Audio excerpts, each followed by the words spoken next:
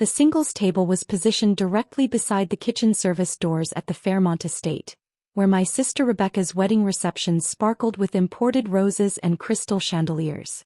Table 24. I sat alone at a table meant for outcasts, the swinging doors behind me releasing bursts of heat and shouted orders every few minutes. From my corner by the kitchen, I could barely see the head table where Rebecca and her husband Julian celebrated with their carefully curated guest list. Singles ruin the aesthetic, Rebecca had announced during yesterday's seating chart review, not bothering to lower her voice. Especially Marcus. 43 and still alone? Put him where nobody has to see him. The words stung less than they should have. At 43 and unmarried, I'd become accustomed to being the family disappointment, the one who'd prioritized career over relationships, ambition over settling down. What they didn't know, what I'd been contractually prohibited from discussing until this weekend, was that my career obsession meant serving as the Prime Minister's chief economic advisor for the past 9 years. I'd shaped fiscal policy affecting millions of citizens, negotiated international trade agreements, and briefed cabinet ministers on decisions that moved markets. Some economics job with the government, Dad had explained to Julian's wealthy family at the rehearsal dinner. Nothing exciting like Rebecca's position at the investment bank. She just closed a $50 million deal. My last policy recommendation had influenced a $200 billion infrastructure package. But government work wasn't cocktail party conversation, so it didn't exist in my family's eyes. My phone buzzed, the secure government line with its distinctive encryption tone. I stepped into the empty hallway, away from the reception noise and the clatter of kitchen staff. Thornton, I answered quietly. Mr. Thornton, the Prime Minister's motorcade is 12 minutes out, Chief of Staff Williams said crisply. He wanted me to confirm you reviewed the remarks. I did. They're perfect. The remarks were handwritten notes the PM had shown me this morning. Your family needs to understand what you've accomplished. Time to stop hiding your light. This will be memorable. Security advance team is on site. The venue manager has been briefed on protocols. Excellent. Let him enter naturally, no announcement. I returned to table 24 as salads were being served to everyone except my forgotten corner. From beside the kitchen doors, I watched Rebecca's perfect wedding unfold. Julian's family occupied the premium tables. His father was a hedge fund manager, his mother chaired the symphony board, his brother owned a private equity firm. The Thornton-Julian union represented exactly the financial success my parents had always valued above all else. The toasts began. Julian's best man told stories about yacht clubs. Rebecca's maid of honor, our cousin Amanda, gave a speech about women who balance career and personal life versus those who let work consume everything. She'd glanced toward the kitchen when she said it, though she probably couldn't see me behind the service doors. Mom and Dad sat at table 3 beaming with pride. This wedding validated their worldview: money, status, and conventional success. My phone buzzed. 8 minutes. I stood and walked toward the entrance, ignoring the coordinator who tried to redirect me back to my corner. The venue manager, Richards, met me near the doors. I'd briefed him yesterday with government credentials that included the Prime Minister's seal.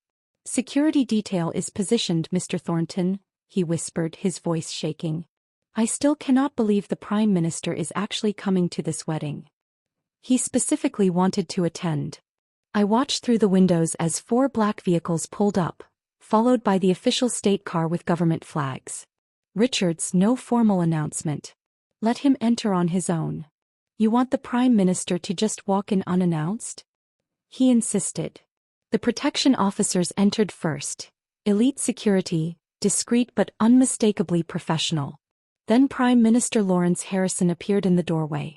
He was 58, serving his second term, internationally respected for his economic reforms, and recently featured on the cover of The Economist as the architect of recovery. He was also brilliant, decisive, and, for 9 years, my direct supervisor and mentor. Marcus. His voice carried across the ballroom, cutting through the string quartet. There you are. Every head turned. Prime Minister Harrison crossed the room with the authoritative stride of someone who commanded parliaments. His security detail maintained professional distance. He walked past table 3, where Mom had dropped her fork with a clatter, past the head table where Rebecca's champagne glass froze midair, past all the wealthy tables, straight to table 24 by the kitchen doors. He clapped my shoulder warmly. Apologies for missing the ceremony. Emergency cabinet meeting. The finance minister was being particularly difficult about the tax reform package. He glanced around, taking in the isolated position, the proximity to the kitchen, the swinging service doors. Interesting seating choice. Usually we place senior economic advisors somewhere more prominent. The silence was absolute. Julian's father, the hedge fund manager who'd spent cocktail hour discussing market strategies, had actually risen from his chair, recognition flooding his face. "Prime Minister, you didn't have to come all this way," I said, following our planned approach. "Nonsense. After the week we've had? After you successfully navigated that impossible budget negotiation? After your strategy saved the infrastructure bill everyone said was dead?" He smiled. "Besides, I wanted to meet the family that produced such exceptional talent. Though I must say, hiding you by the kitchen seems rather short-sighted." Behind him, the wedding planner had stumbled backward, her face draining of color before she collapsed against a chair, then slumped to the floor in a genuine faint. 2 servers rushed to help her. The room descended into chaos. Rebecca had actually stood from the head table, her perfect posture cracking. Richards appeared, suddenly professional despite the fainting coordinator. "Prime Minister, we weren't informed of your attendance. We have premium seating prepared." "I'll sit with Marcus," the PM said firmly, settling into one of the empty chairs at table 24. His security detail repositioned with clear sight lines.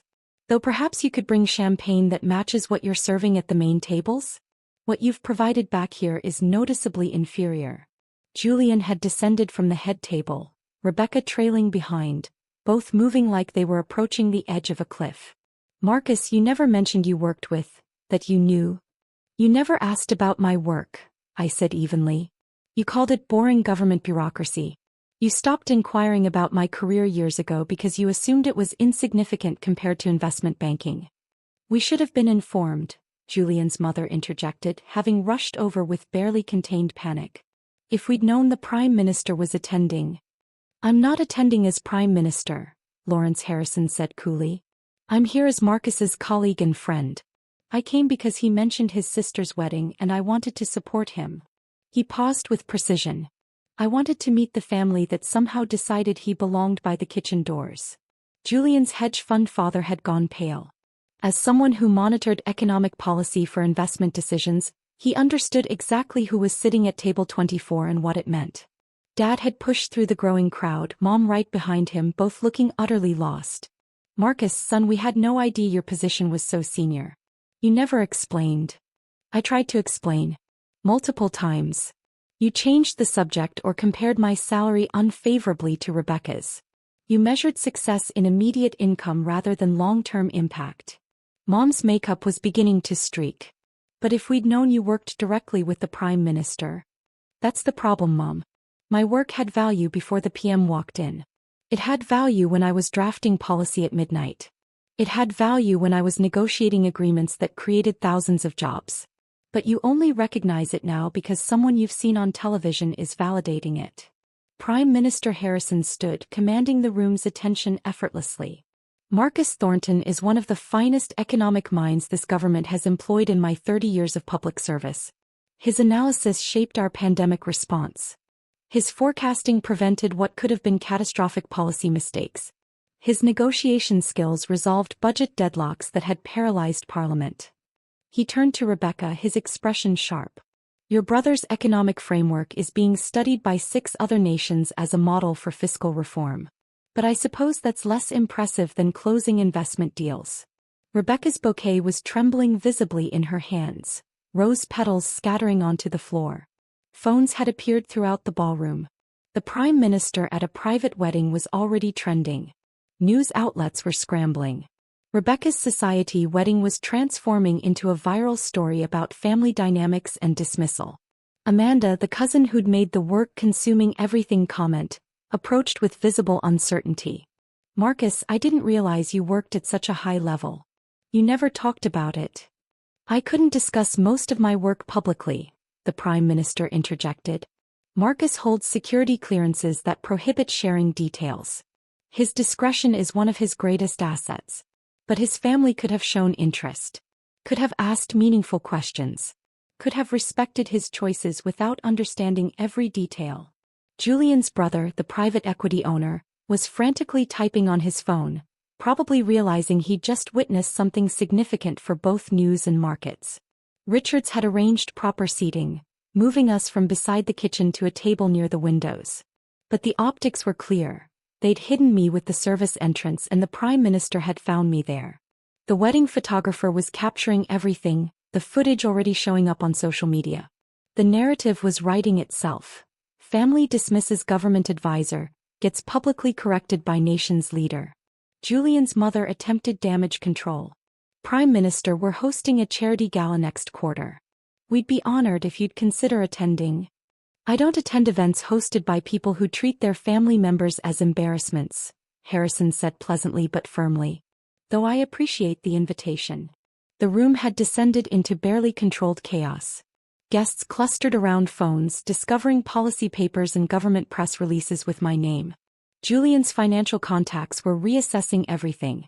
Rebecca's society friends were realizing the dismissed single brother was actually shaping national economic policy. The Prime Minister checked his watch. Marcus, we should go. Early meeting tomorrow. Treasury needs your input on the monetary policy framework before the announcement. I nodded, then looked at my family one final time. Congratulations on your marriage, Rebecca and Julian. I hope you'll be very happy. But understand this. I'm done being hidden by kitchen doors. Either you value me for who I am and what I've built, not just when someone important validates it, or we maintain polite distance. Those are my boundaries. As we walked toward the exit, the Prime Minister, me, and the security detail that had transformed Rebecca's reception into a protected zone, guests parted automatically. Julian's father tried to network. His mother attempted conversation. Mom reached out, but I kept walking. Outside, the motorcade waited. The Prime Minister squeezed my shoulder. Well executed. Sometimes families need external perspective to understand what's been in front of them all along. My phone was exploding. News alerts about the PM's surprise appearance. Messages from government colleagues expressing support and amusement. Economic analysts discussing the implications of the PM attending a private family event. By morning, every outlet would cover the story. By next week, Rebecca's wedding would be remembered not for its elegance but for the moment they publicly dismissed the wrong person. Rebecca called. I declined. Mom texted, Marcus, please. We need to talk. We're so sorry. We didn't understand. I silenced my personal phone and checked my government messages. Treasury briefing materials waited. The monetary policy framework required final review. International trade negotiations needed preparation. Monday's Financial Times is running a feature on your economic work, the Prime Minister said, handing me a tablet. Excellent analysis. They're calling you one of the most influential advisors in current government. I skimmed the article, professional, detailed, with only brief mention of the wedding incident that had sparked public interest. By the kitchen doors, I said quietly. That's where they put me. Let them remember that, Lawrence replied.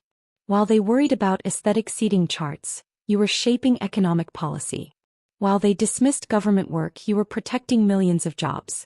While they measured success in investment returns, you were building lasting economic stability. As we drove away from the Fairmont Estate, I took one last look at the lit ballroom where Rebecca's perfect wedding had become a lesson in recognizing actual achievement. The kitchen doors were behind me. The work that mattered was ahead. And I'd never needed their validation anyway. The numbers, the policies, the lives improved. Those were the measures that counted. Table 24 was just furniture. The economic framework I'd built was permanent. The next morning, my phone erupted before dawn. The viral videos had reached 20 million views overnight. Prime Minister defends advisor hidden by kitchen, was trending in 47 countries. Major networks were analyzing the footage. The service doors behind me, the empty table, the PM's pointed remarks about family blindness. By 6 a.m. I had 300 unread messages. The Treasury Secretary wanted to discuss the publicity. 6 universities requested guest lectures. Harvard Business Review wanted a profile on economic policy making. Rebecca called 19 times. Dad left voicemails progressing from apologetic to desperate. Mom sent an email titled Family Emergency Meeting. I deleted them all and opened the monetary policy briefing. At the office, the Prime Minister smiled. "You're famous. How does it feel?" "Irrelevant," I said.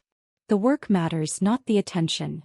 "Spoken like a true economist," he laughed. Though I should mention, the finance minister saw the videos. He's suddenly very cooperative on your tax reform recommendations. Sometimes validation comes from unexpected places. The kitchen table was forgotten. The policy framework remained.